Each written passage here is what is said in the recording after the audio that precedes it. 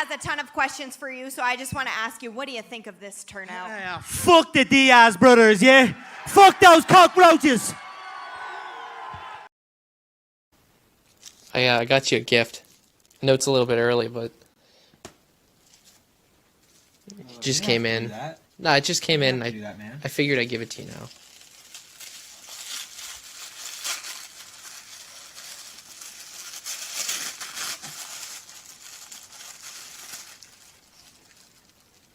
What's this? It's Big Chungus. What is Big Chungus? Do you like it? I don't even have a PS4. What is Big Chungus? Is this a joke?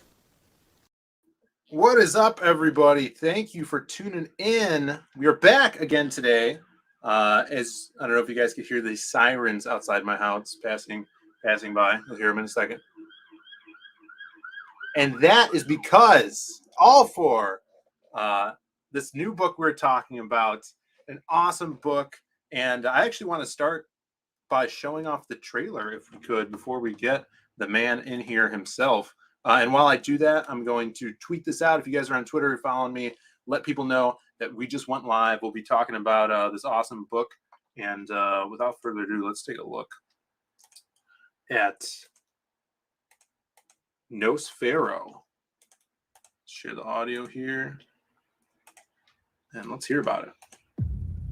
NOSFERO is a supernatural hero that is a cross between The Shadow, Peter Cushing's Abraham Van Helsing, and Lovecraft's Henry Armitage. The lone surviving member of the secret holy order, he is sworn to battle a cult of vampires dedicated to opening the door to the eldritch gods they worship. Striking from his crypt lair deep within an impenetrable mire, NOSFERO collects the cult's various grimoire and artifacts in an attempt to learn the means of defeating them. NOSFERO underwent the ritualistic binding to the spirit world, wherein members of the secret order have a shard from a holy sword driven through their noses to allow them to access supernatural abilities. One such ability allows NOSFERO to summon Phantomas, a giant phantom hound that can travel through the nether to and from any location when needed. With no worldly attachments beyond his devotion to God, NOSFERO's world is forever changed when he rescues a beautiful young maiden named Laurel from one of the cult's vile sacrificial rituals. NOSFERO the Crypt Walker Volume 1 is my third Indiegogo campaign and will be a fully painted and lavishly illustrated pulp adventure story. Sensational, vivid, and uncompromisingly aspirational storytelling with an edge. Don't miss your chance to back NOSFERO the Crypt Walker Volume 1. Available for a limited time only on Indiegogo.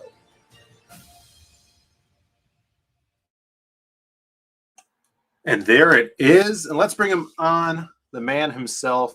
Shanth and Enjeti, what is up, brother? Thanks for coming on. Thanks for having me on. I mean, you missed by like a few seconds. Police cars just went by here. And I was thinking, how awesome would it be if it sounded like they just passed your house and then went by mine, even though, you know, I'm out of in another state. But man, I'm doing great. Thanks for having me on. We had that brief conversation on Twitter about the love of The Shadow and pulp and all that stuff. So, yes. And thrilled to be on the show, man. For sure, man. No, it's good to have you here, and so much stuff that you've done behind the scenes, and now you're doing your book. Yeah, a lot of people probably have heard this before, but you've been doing a lot of video editing for Ethan's channel, doing all those crazy intros. How did that kind of start? Where did that come from? Oh, wow. So, yeah, it's sort of funny because so I first got in touch with Ethan and I was curious. I looked it up because I was like, how long ago was this? But I found out about Ethan because of our mutual dislike of Star Wars. I stumbled on what was happening to Star Wars, stumbled on his YouTube channel. And then I reached out to him, I think it was November 2019, and was just kind of saying, hey, man, I launched 2 Indiegogo projects of my art books because of you. And I wanted to say thank you for the inspiration. And I guess at some point I was watching with my son, who was 16 now, but at the time it was, I guess, a year or so ago, the trip he took to Walmart, and I made that trailer into the Pie Barons. I don't know if you've seen that one. And because it just cracked me up. It was one of the funniest streams I've ever seen. And then I guess I did like the toy trailer, the first toy trailer where I edited his stream and, various other things. And then somehow that evolved into me doing these intros. And I think the last one I did, which was the Comicsgate Kings one, he sent me an email, I think at 4 a.m. On Monday, and I saw it around noon. He's like, "Can you do an intro video for just the entire show, Comicsgate Kings?" And so we've been having this weird back and forth. It's crazy. No, it's really cool. I love that one too. It's very in your face. All the different. He picks the music. He's awesome. Montage of all the cool moments from the channel. It's really good, and of course the amazing intro for myself when I go on there, which is that was fun. A lot of people's favorite. Yeah, like I was like, what can I add to Pacino? And I was like, I can put De Niro's voice in you. It'll fit perfect. Yeah, that was awesome. Let's see, we got a lot of people in the chat here. Stephen Rockwood, what is up, brother? Hey, brother. Admiral Wackass. My boys. Got Leg Kick. Hey. Randy Siplin in here. He says, I look less wolf-like. Yeah, I got a haircut. Just get a haircut. We're going back, though. We're going to grow the hair out again. My brother's here, too. Always thinking about aliens for some reason. Hey, Brandon. But yeah, your first, or is this your first comic? No. Yeah, I've been doing. It's my first Indiegogo comic, but I've been doing comics, off and on. I think I did my first pro job I did way back was actually Andy Smith did the cover for it. Was a comic called Threshers for an independent publisher, and that was back in the 90s. So I've been working in comics off and on as a concept artist in, different things, different projects like VR games and things like that. And so, when Comicsgate came around and when I found out about Ethan, I was like, I want to try to crowdfund my art books because there was a decent following for that stuff. And all of that was kind of building towards doing my first fully painted comic. So this is my first fully painted book. I guess that's the one thing it could claim, and I'm having a blast. It's the best stuff I've ever done. So it's cool. It's awesome. I love the fully painted aspect to it. I'm a big fan of Simon Bisley and his painted stuff. I love that stuff. Yeah. I saw that cover you guys got.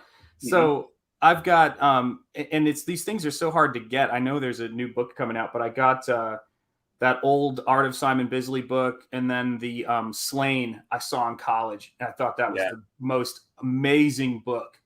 I love that book. Yeah, it's so good. It's crazy. Yeah, his stuff is so cool, and he's still got it. He's still pumping that stuff out. But yeah, his and I mean the stuff that Preston Acevedo does in Comicsgate with his painted stuff as well. Actually, it's downstairs, but I just bought a piece from him, and he sent me these awesome prints. He did a big painting, like recreation that he did a commission of Tim Vigils, and Tim Vigils, his crazy stuff. So he sent me a print of that, and it's just out there, man. But this is really cool. You're melding painting with this kind of like pulpy adventure genre, which I really dig. The reference of The Shadow, of course, I'm a huge fan of the pulp. If you guys ever read my book, The Lost Pages, of a character in there called The Masquerade, and he's all about pulp. He's kind of a throwback to like the Phantom, the Shadow, the Spider, stuff like that. And this is totally harks on those themes of especially someone that's like collecting these items to have in his possession, and hunting these monsters. And even when you talk about this, basically like this hellhound that he could summon, just so really cool concepts that are awesome, and melding it with these very how would you say like meshed up layouts where they're kind of I don't even know what the word would be, but they flow right into each other, panel to panel. Like thanks. Yeah, all one page, and it just flows. It's nice when people notice that. It's like, so my wife was talking to me about this, and when I did my first 2 Indiegogo art books, I did those books probably 6 or 7 months apart. Yeah. So I funded and fulfilled those, and got those done. And I just am going through this very prolific phase of making work. And I started developing a comic book idea. And I was like, I want to do a comic. And my wife looked over at it and she goes, why aren't you doing what, it's funny when Ethan tells the Stan Lee story about, do one your way, Stan, when he was doing Fantastic Four. My wife looked over at me and she goes, if you're going to do this comic, if we're going to do, the next sort of thing is, with the art, like don't make the art you always wanted to make. And those panel layouts and that, like, just totally balls to the wall, like creativity. That's what it's all about. And, because Comicsgate, you can do anything. That's what's so awesome about it.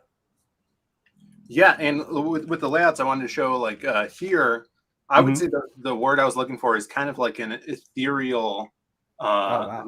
Jeez. Where it's from panel to panel. It's like connected by this miasma, which is really amazing. And I just wanted to highlight this first panel here. It's so, that pose and everything, very theatric, Oh yeah. Very dramatic, as if like you're seeing it on stage, or the characters performing for you. And that's something that I feel like comes from that pulp thematics, when reading like those old pulp novels. Characters are very over the top and dramatic, and that's what I try to put into my Masquerade character. And I think that's what you're nailing on with this guy here, even in this fight scene. And it's kind of like a dance, which I really dig. It's a weird thing to be home, man. Like I'm being real. Like, I've been doing this stuff forever, and I've been having, these conversations off and on, with various people. But when you hear people who really care about comics and care about the art form talking about the work, you'll see me kind of reacting, like going almost like in shock that people get it so much. Yeah. And totally, it's like, because we all love this stuff, we're all passionate about it. And I think that was the coolest thing about, when you sent me the message about the Shadow, and I'm kind of like going, you want to talk about this stuff with people, and you want to share your art, and it's awesome that, to hear you talk about it. Cause I don't, when I'm doing it, I'm in it. Like, I'm just going, oh, all right, I need to steal from a little Frazetta. I need to take a little bit of, my Mobius love and Travis Charest and then, Hammer horror films, and then the Shadow. Like, that's all mixed up in my head, but it's really cool to have you guys see it. What's up, Crazy Matt? And we'll chat. What's up? Share this out, guys. We're going to be talking for a little bit, and just kind of going over this art and the story aspect here. I love this, like how small you're getting right here in this background shot. Like every inch here, even the small shots tell a story, and that's something I really like about these pages. You're not afraid to do stuff like that and go small. Now, what exactly like tools are you using to put color on the page? What kind of paints and stuff? So the funny thing for me about this is I use the same kind of paints that I found when I was in college, and they're called Pelican Pan opaque watercolors. And I'm going to show them to you because they're an opaque watercolor, and this will make you laugh. This is what I use to paint my book. Let me see if I can move this over correct. There you go. So they are by this company. They look like a kid's, and they are. There's a cartoon, I think, crab on the cover of the box. But they're this company that makes opaque watercolors, and they look like what a kid would use combined with a tube of white gouache. Yeah. And the whole set of what I use, the tube of white gouache is about $12, $13, so like a Winsor Newton tube of white gouache. But the paint set costs about $24. And then, so the most expensive, like that's all of those colors. And then the most expensive thing I do is the big sheets of cold press watercolor paper that I work on, because, people like to buy originals sometimes, and, it's archival. And for a sheet of that, I think it's about like $12 or $15, but it's a big sheet. I get 4 pages out of it. But you can roof a house with that watercolor paper, man. It's great. You can scrub it down if you need to. It's really cool stuff. No, that's super cool. Now, where did this idea for this character come from? This whole world, because he already seems like, and this is something that when I was talking to Billy Tucci about my character, the Masquerade, he thought the Masquerade was a open rights character that I just grabbed from somewhere, you know. Yeah. And that's how this character seems too. Like he seems wow. like someone that's like the Phantom, you know, that we should already Yeah. know about or we forgot about because Well, you know, yeah. of course he needs a cool ring, like Yeah. Yeah, like the Shadow, the Phantom, Shadow, right? the You gotta have Phantom. that ring, right? yeah. Yeah. And he's just as this something that makes him so unique, which is that piece that's going through his nose. Tell me about that, where that all came from, and how he is on this page today. So, well, yeah. So when I was doing my first 2 art books that I did, the first one was a lot of like, let's see if I can find the first book, but it's kicking around here somewhere. But it's a lot of kaiju, King Kong stuff, and then a little bit of the horror stuff. But then the second art book, when I did it, I created this character. I wanted to have this thing happening, and I created this character on the cover there, and it was a reference to pulp. There's another one in here that's of the same character. And let's see if I can find it here. Where is it? There it is. And I called this piece Cthulhu Stein, and I had Frankenstein's monster being brought to life by this doorway being opened, and then there he was again in the background. And the reason why he's a comic and how he kind of came on the scene was really Comicsgate. You know, I was in the back of my mind, I've always writing comic stories. I know you know this because you've got a lot of stories and things going on. But it was the idea of driving the thing through his nose really comes out of a lot of liking concept art and the Crash McCreary concept art, and the I think it's Miles Tevis, I think it is, who does stuff on King Kong and Pirates of the Caribbean and things like that. And he had done a piece of this really creepy sort of skull-faced person with this, what is it called, little bone type thing through the nose. And I looked at it and I thought, the Phantom is, what characters like that are supposed to come from these ancient things. And so are, characters like the Shadow in terms of like they're in touch with these mystical powers. And I thought, but where is that almost dark, tribal sort of intense quality to these characters, almost like a Papua New Guinea, headhunter quality. And I just wanted to dial him up and make him a little bit more edgy. And so that was kind of the reason that visual took hold. And, having this kind of, I was a big fan of the Mike Zeck Punisher art. And so having this kind of like, almost like this Thulu skull, on his chest to make him look like this pulp character, and crossing that with Douglas Fairbanks Sr. and the Black Pirate, which funny enough, that silent film is what influenced the origin story of the Phantom. So all this stuff has kind of come together. And of course, Frazetta, hence why we got the Liberty stamp over the image, censored for YouTube and for Indiegogo. But yeah, I mean, like I wanted to do a pulp hero that was like part classic pulp hero, part, Conan's technically pulp, but has that kind of like brutal edge. And without that sort of piece of metal going through his nose, it would look soft, but you think, man, what's under there? It's like, what's up with that? Oh, I think you're muted. Are you muted or am I not hearing you? Let me check. That was me. Sorry. Yeah. Oh, sorry. Go ahead. Yeah. That metal through his nose really gives him that extra edge and mystery to him. Doing something so extreme to unlock some ability in you that maybe everybody has, but no one's willing to go through that to get. And this guy is, right. So a lot of character just with that one element going into here, and I dig it. And harking on that pulp aspect, paintings have been synonymous with pulp since the old magazines, right? All the covers were usually painted, and even when they released the shadow pulps in novella form in the 70s, you had Jim Steranko doing the covers. Yeah. And that kind of one of the big reasons I got into that is just because his covers are insane. Steranko's amazing. He is a master. And and I mean, man, you're killing it on this. These are just so cool. Look at that. That guy, that is awesome. So what's kind of like the main conflict of this story? What is the plot synopsis for what the readers are going to be getting their hands on soon? So, sort of leading into that a little bit is, so this character's basic, it's not, we kind of start with this character in the middle of one of his adventures, and then we get his backstory that he conveys to the female lead. But I was just reading something great that Eric DeGuapo wrote in the chat, which is, did it hurt? So here's something I haven't shared anywhere else, but I want to share it here because it ties into the whole where he gets his power from and where's the struggle from.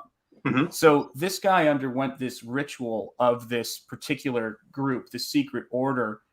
And what basically happened is that they put this particular potion thing onto your forehead, onto your head, sort of almost like the Hindu, bindi that goes on.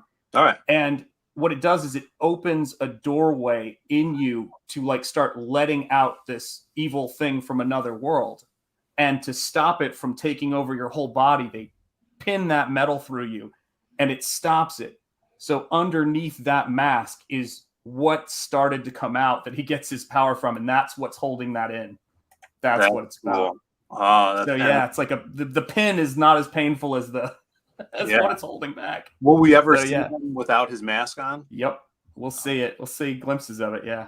Very cool. We got 24 eyes in the chat. What's up? B-Rose. B-Rose is here.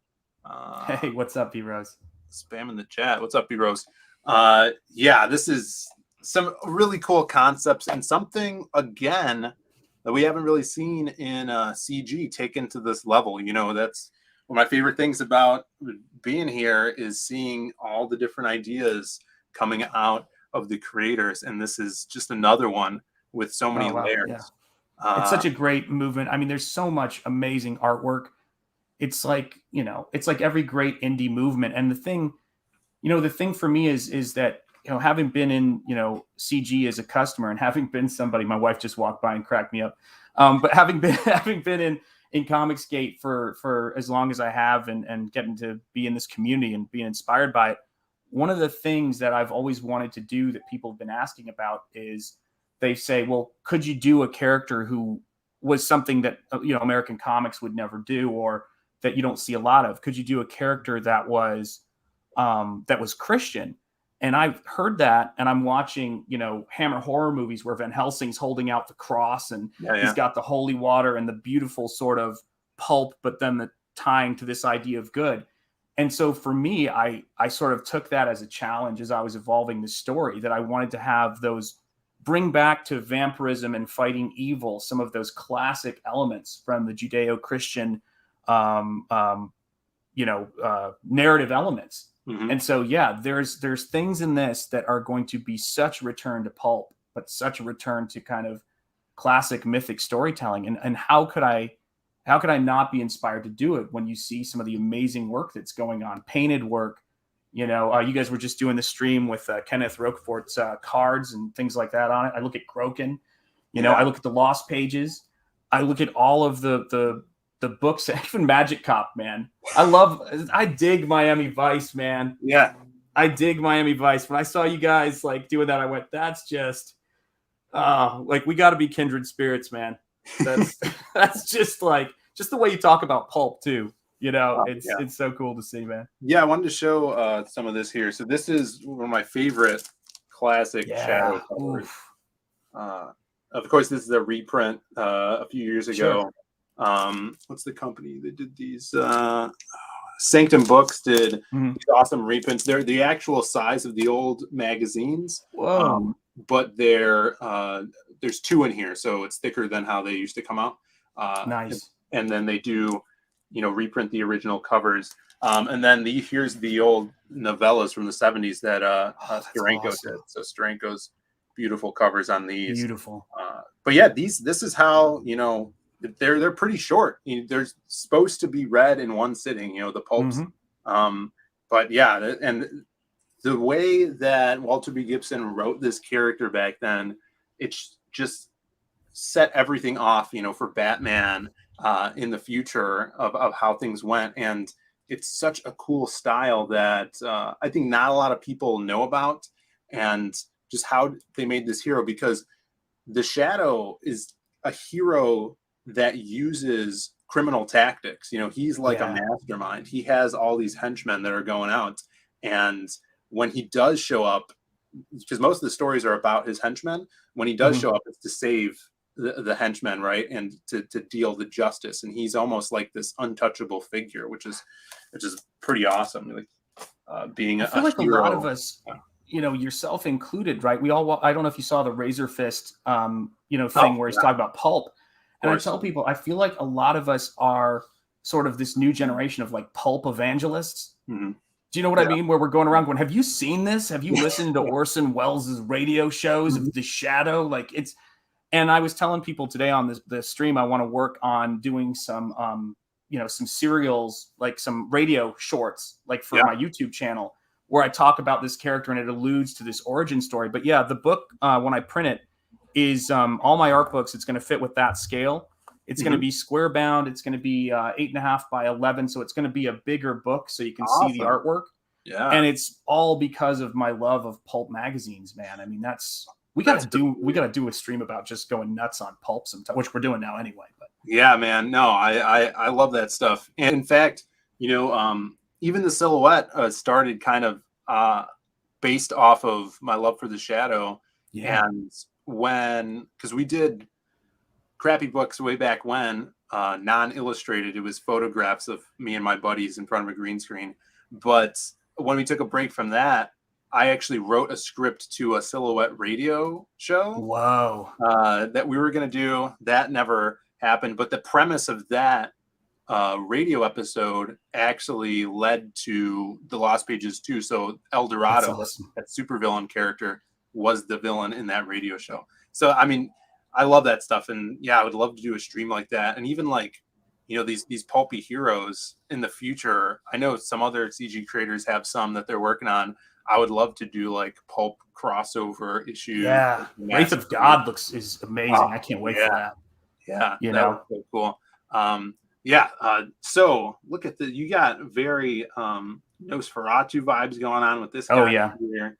I love the big book, man. The classic pulp, you know, damsel chain roped up, you know. It's just the imagery so good. You're hitting on all cylinders here. And you just see with the stuff you love. And that's what I love about going over people's campaigns, because it's what these creators grew up with and what they want to bring to the table and what they love. Yeah, I mean, you know, it's funny because you know, when it comes to things like that, you know, I'm inspired by Hammer horror films, and one of them that I'm using this nightgown from this movie called Twins of Evil. And you know, the thing about it is and then this actor Madeline Smith who's in that, and you know, it's like just looking at these kinds of classic damsels and remembering when, you know, pulp had teeth, when the women were sexy and they were illustrated like beautifully and that kind of thing. That's really what my ambition is when I'm doing this stuff. And then the idea of all the technology and the fact that, you know, it's like with the intros, right? Like, I remember it hit me really like hard because I did a edited version of the Pete Cimetti stream where John Malin, it was called Grab an Oar. And, you know, John Malin's been talking about Grab an Oar forever. And I tell people, I go, you know, when I'm doing those intros, to me, that is like me grabbing an oar for Comicsgate, right? Like that's me going, let's like get people amped up for this. But the thing that really has hit me, because I've been doing that for so long, but I've just, you know, launched this campaign like 30 something days ago, is that it's like now I'm on the receiving end of that. And like the way that people grab an oar by backing your work and willing it to be as big a success as they can make it. Yeah. It's really humbling, man. I mean, I did the first 2 art books by myself. This is the first time I've been a part of a, you know, community of people who are just like, yeah, let's do this, you know? And I see a lot of my brothers in the chat, you know, it's like, it's so cool. It's pretty awesome. Everybody's digging it, man. We had a question here. Admiral Wackass.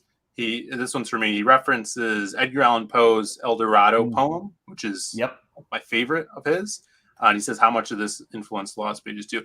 It has. So the reason I came up with that character is because of that poem. And we're actually going to reference the poem. In my story, there's this narrator, the hobo, who tells these heroic stories to different people. And he actually recites the El Dorado poem as the pages fade into the silhouette. That's awesome. So, yeah, well, they'll definitely have that in there. But something I wanted to talk about on this page specifically is you have, first of all, this crazy macro shot camera angle. Love that. And then this beast. It really gives me vibes of the Seed of Destruction Hellboy 1 book, you know, where Mignola, and I don't know if you're doing this here, but he does a lot of through his pacing and storytelling, he'll just have a random panel that's just an ominous statue, right? And it's just the impending doom moment. And I'm getting vibes like that through a lot of these pages. And that's something I do in my books. But that's really, I dig that. It's funny, you know, it's like, and I think Mignola, excuse me, I think Mignola has been influenced by so many amazing artists and, you know, like Gustav Klimt and all those amazing stuff. And so I'm always blown away by his stuff. I think it's crazy, you know, how he puts stuff together. For me, and I've got the library editions of Mignola, love that stuff, you know, I mean, it's just gorgeous. But for me, one of the biggest influences, you know, outside of us both, you know, the Lovecraft influence is Mobius, man.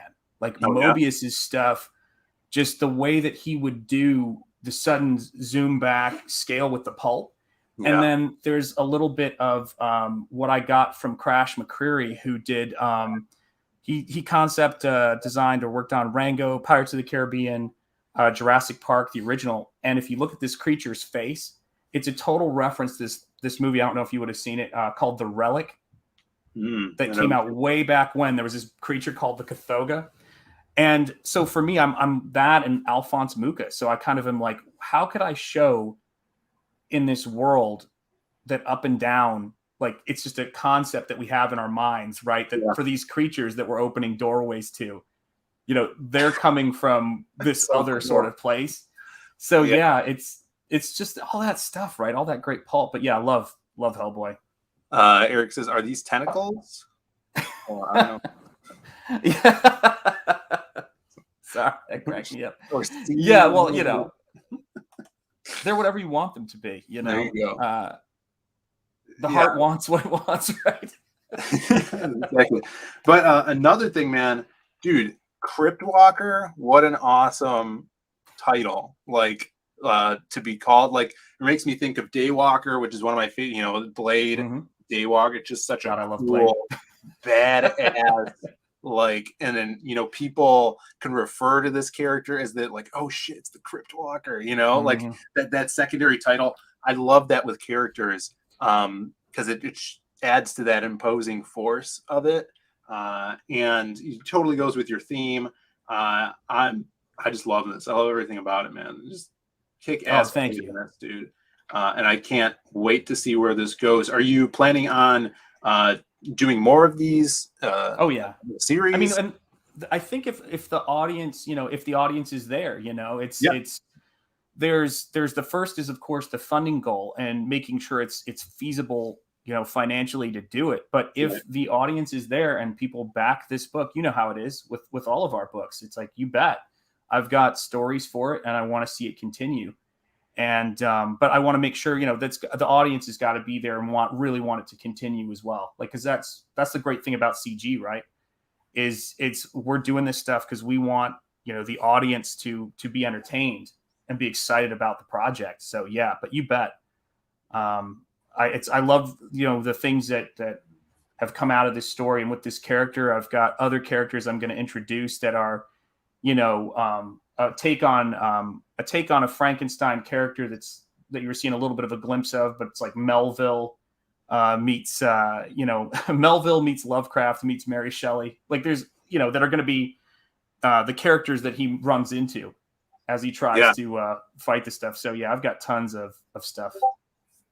It's so cool, and I think that right now is a perfect time for people that are old comic book fans or new people that aren't really familiar with comics that are into the EG to get familiar with pulp, you know, and the best way of doing that is creating these new characters that people could really get their hands on, and show a different side of CG that maybe people aren't used to. I'm trying to do that with that corner of the Lost Pages. You're going all out with this, and I can't wait to see more of that, because you could really do anything with that genre. You could have monsters in it. There's detective stories, crime stuff, heroic stuff as well, and it's just so versatile. And it's really the roots of where everybody's favorite heroes have come from. If you guys in the chat have not yet looked up or watched that Razor Fist video, oh my god, it's so good. It's amazing, and the guy's awesome. And if I don't know if you know this, but he has a whole other channel called the Shadowcast. Have you ever? Yeah, oh yeah. You were telling me about that. I think I didn't even know it was him at first, because I remember Razor Fist when he's been on with Ethan a couple times, and then I started to find out about the Shadowcast, just binge watched all that stuff, and I'm like, wait, he doesn't even reference that it's Razor Fist on the channel. Like, he's so awesome. Yeah. So, and he's like totally toned down. He doesn't, go off the handle like he does in his regular videos on Rageaholic. But listen to the Shadowcast. That stuff is so cool. It's a shame that, did you hear James Patterson did the new Shadow book? And it was total trash, I heard. Oh yeah, I haven't seen. It's so funny too. What you say about it doesn't feel like in terms of pop culture in this little corner. There's a lot of things just coming together, and it's like it's incredible how it's evolved and how it's expanding right now. And every single book that we do, this is a chance to jump on these things at the beginning. Yeah. And you were saying, do I have more ideas planned after this? If this is the origin story, this is like, or I should say, it's the introduction and origin story. It's where it all starts. Yeah. And so these books, like, that's what you're getting with CG. That's what you're getting with all this stuff. Like, it's not a million years ago and you can't track it down. We all love old comics. Look at your book collection, right? Like, we all love hunting this stuff down. But for new fans coming in, there's just never been a better time to get these, like, very limited, from the hand of the creator. You really have this like connection signed, put in your mailbox. You get to know the audience. It's awesome. The cool thing is, the people responsible for making this happen are not only you as the creator, but all the people in the chat that are watching, the people that are pledging and backing and spreading the word about this. And if you guys, if you don't back today, the great way to follow this campaign is if you hit this follow button right there. It'll turn red, the little heart, and you'll get all the updates that are put out for NOSFERO, and it'll kind of remind you that to jump on this when you guys can. And also sharing around definitely helps. But I wanted to go through, kind of see what you have to offer on the perks here. Sure. Now this featured one comes with 2 other art books that you've had published before, right? That's awesome. So those are first printings too. So those are first printings of art book 1 and 2, and you get those with the comic. Those books are, of course, done and printed, and we've got them ready to rock. So, NOSFERO, you'll be getting that, and then you'll get the art book 1 and 2, and that sort of shows the evolution of the work, that's been created in the last couple of years. It's crazy how much I've been making. Oh, for sure. Let's see. Eric says, I like pulp in my orange juice. Hell yeah.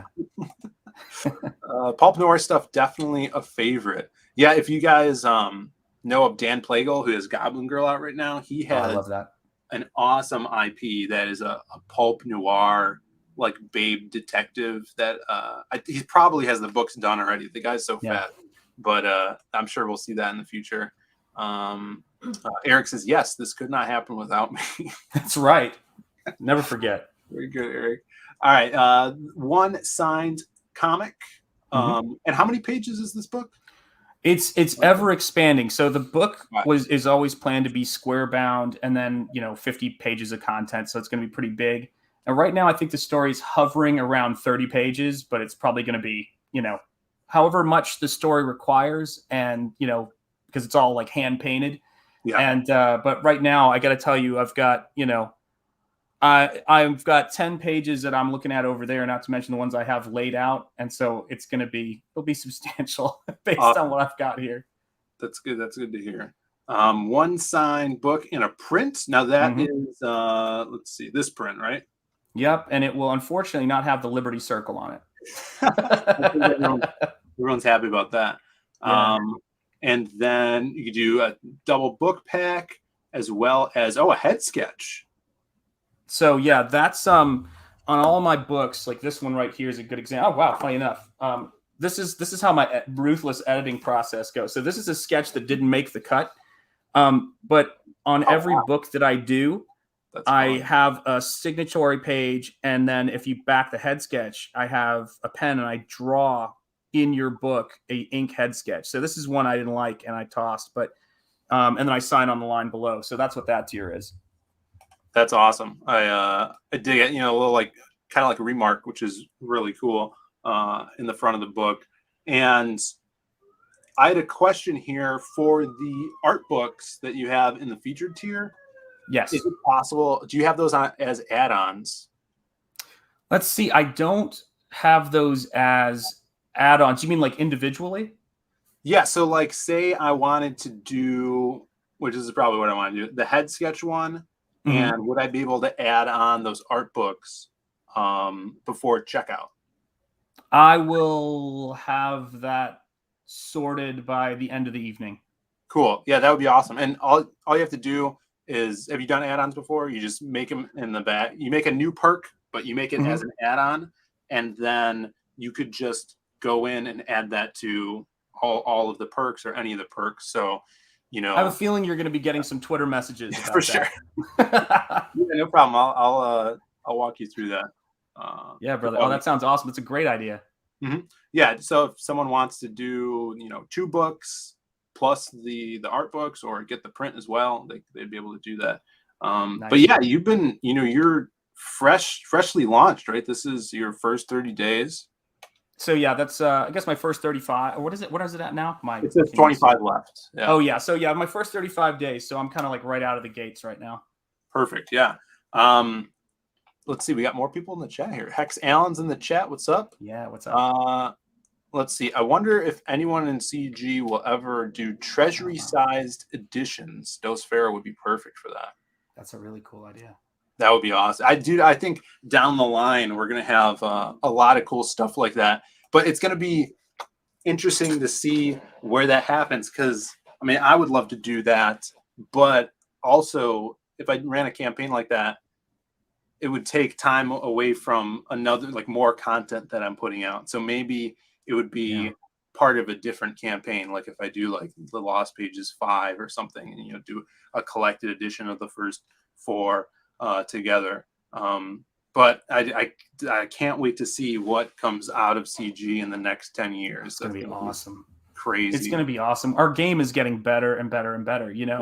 It's sure. When I was doing, when I did the intro for Comicsgate Kings, I was editing that thing for 6 or 7 hours off and on, trying to get that thing together. And a lot of the stuff you guys see me do, for yours, the frame by frame stuff, or Anna's, which is one of my favorites, because that concept came to me, the Simply Irresistible with her, Robert Plant's faces. Man, I don't think I've seen that one. It's one of my favorite songs. Oh my God. You're going to love that one when you see it. I think you'll get a kick out of it. And, Robert Palmer, it's just, right? Robert Palmer. Oh, yeah, sorry. Yeah, what am I saying? Robert Palmer. Not. God, what time is it now? It can't be that late. So my brain's got no excuse. But yeah, when I was doing, when I was looking at that one, I was, trying to figure out what would work. But, I spent a lot of time on that stuff because there's every step. The Cecil Hulk one, another one I really had a fun time doing. So fun. Hello. Hello. Exactly. We're upping our game every single time. And I've now got, years of our history to pull from to show what this thing is, this thing of ours. Right. And it's killer. I'm loving the future and of Comicsgate, and it's great to finally kind of, even though Ethan was always kind enough to mention me in intros and say, I was doing this stuff, he's always been real supportive. But people haven't even seen the Cyberfrog. I'll show it to you after the stream wraps up. But people haven't even seen the Cyberfrog piece he commissioned me to do. Oh man, so awesome. I've got a trading card coming out from him. So yeah, he's been good to me. He's a good dude. Yeah, he's awesome, and really excited for everything that's going on. We got a Deer Man, who's an awesome artist. I've seen his Nice. fan art for stuff on Twitter. He said, Oh, just thanks, brother. backed, looks great. So let's do a little refresh here. It's at 128 backers. So it's 129 now. 8,605. Do a refresh. Jumps up to 129. There you we go. Awesome. Thank you so much. I appreciate that. Thank you guys. Yeah, and spread the word as well. I'm definitely gonna be back in this probably after we go off. Yeah, it's gonna be the Diaz tier. That's what it's gonna be. Oh yeah. You gotta set that up so I can grab that. Anything else you want to mention here? Thank you, Comicsgate, for one. Thank you, Phil, for having me on the show. What's up, Brandon? I know you're here in soul and spirit. And guys, I mean, this is you guys are making this happen. You guys are making this big. My family and I appreciate it. And guys, I couldn't be happier. So go back, NOSFERO. Appreciate it. It's awesome. The logo is so cool too. Everything about this book. It's just we just got to keep pushing this. And before we take off, I'm going to go through a little update about my stuff. Awesome. Which the Lost Pages 2 right now. We're sitting over 300 backers, 313. Thank you guys for backing this. And tonight we got some more shows we're going to be doing. My brother's going to be coming home from work, so around 7:30 Eastern time, we'll be jumping on doing the Diaz Brothers show, just hanging out, talking about stuff. We kind of wanted to talk about doing, kind of different ways of getting more content out more frequently, and stuff from some of the creators I've been seeing. I wanted to go over, so tune in to that. And then at 9 Eastern, we'll be on Mandy Summers' channel. Nice. And that is where we're going to be putting up the last 2 Roquefort cards for sale on the campaign. So those have been going really quick when we were on Bancrofts. They didn't. I was watching that. That was awesome. The last 2 are going to be Crim, the big purple monster guy, and the Masquerade are going to be going up tonight. So back the book. You guys don't have to wait to get those cards to back the book because the cards are actually free shipping. So if you guys are interested, grab a copy. This is going to be 76 pages of awesome action, colored and semi-black and white for the silhouette story. And as well as, speaking of more content, the Ashcan, which is coming together great about the people. He's dishing out Truth, Justice, and the American Pain. And one baseball swing at a time. This is going to be a lot of fun. It's going to be Ashcan sized, black and white interiors with gray tone and zip, and awesome cover by Dan Dahl. So it's basically a story about him hunting down a serial killer. And the interesting thing we're doing with this one is it's kind of going to be our first semi-serialized thing. So this is just the first of 3 parts to this story. And my take on trying to practice doing like kind of issues. So it's 20 pages each for these guys. So over the next couple campaigns, we'll have more of these for you all. So check that out. And is there anything else? Oh, I wanted to show this off. I got a package in the mail, if you don't mind me showing. I'll go for it. This is from my good friend, Simon Simpothier. Oh, wow. I think I have a mailer here. We got this weird. There we go.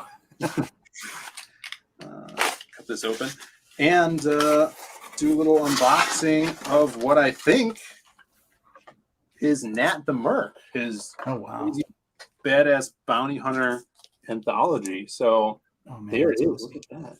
Great cover by Sim. And I want to say Scotsman. Yeah, Scotsman colored this. Spartan Scotsman. And he sent his Lost Pages sketch cards too. So there's some lucky backers that already grabbed those. So thank you, Sim, for getting these out. I think these are all shipped now and should be on your way for everybody who backed Tales from the Natverse. Hell yeah. And thanks for watching, everybody. Yeah, same on my Google Pay. I don't know what people are talking about here. Oh, missing out on the cards because their Google Pay slowed them down, I think is what the Admiral was talking about. No, that sucks. Cursing. Yeah, tonight Cursing Google Pay. Tonight is your last chance, everybody.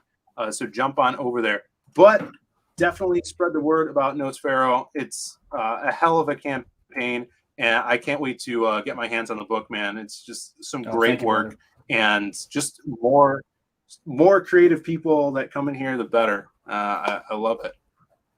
Thank you so much. Thanks for having me on, Phil. Phil. I appreciate it. For sure. And until next time, tonight in about, I don't know, like 2 hours or something. I don't know. We'll be back here for the Diaz Brothers show. And yeah, we'll see you then. Everybody have a great rest of your day. See ya. Take care, everybody.